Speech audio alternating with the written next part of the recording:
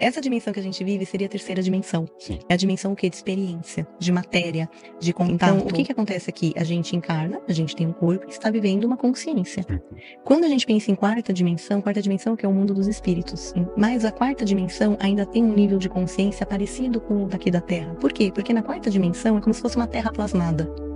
Então é como se fosse uma terra dupla. Então ainda tem sentimento de ódio, ainda tem sentimento de mágoa, ainda tem bastante amor, tem bastante gentileza. A única diferença da terceira para a quarta dimensão seria essa matéria, estar ou não encarnado.